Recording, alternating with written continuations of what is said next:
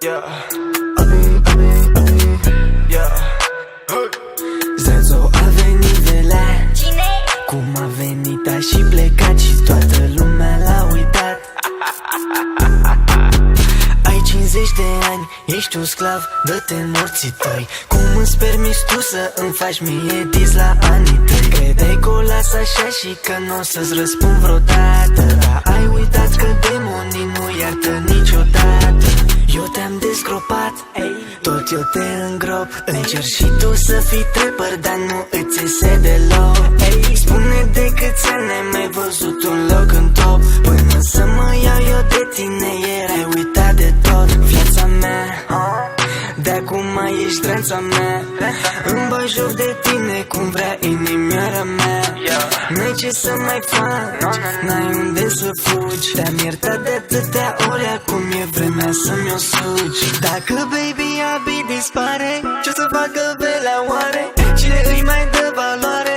Cine îi mai dă teroare? Dacă nu era Smiley, erai vai de tine. N-aveai bani de mâncare, nici de haine, dar în fine o duci așa de rău că faci reclamă la ticăi. Și când te-ai pus cu abi, fă te-ai pus cu cei mai răi. Și toată lumea știe că am stil italiano. Antonia, io ti amo, semnata Abi Castellano.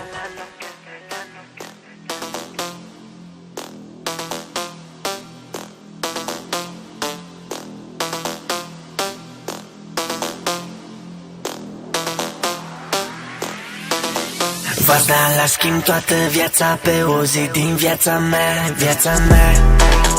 Pe o zi din viața mea. Lângă mine niciodată niciun fraier n-o să stea, n-o să stea. Niciun fraier n-o să stea. Eu toate vedetele din țară la mișto. Softică-ți pe mine că fac numai ce vreau eu, că fac numai euro, 10.000 de euro. Și fac muzică la mișto. Frumoasa și bestia, Velea și Antonia. Dar păcat că nu știm care dintre voi e femeia. Ia, divina ta, ta, ta. Ia, divina ta, ta, ta. Hai mâna sus acum toate fetele. Cred că-i timpul ca Velea să facă un test ADN. Să vedem dacă pe bune ăia sunt copiii lui sau ai lui, sau ai lui. Ar putea fi oricui. V-ați dat la schimb toată viața pe o zi din viața mea, viața mea.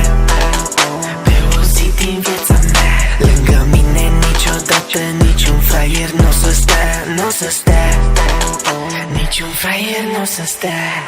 Eu toate vedetele din țară la mișto.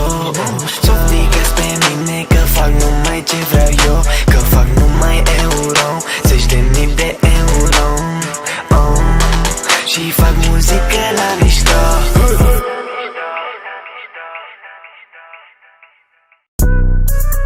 Yeah. Yeah. Zenzo a venit velea. Cine? Cum a venit a și plecat și toată lumea l-a uitat.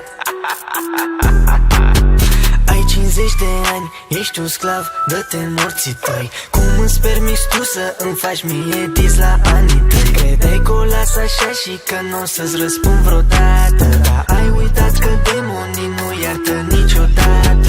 Eu te-am dezgropat, tot eu te îngrop. Încerci și tu.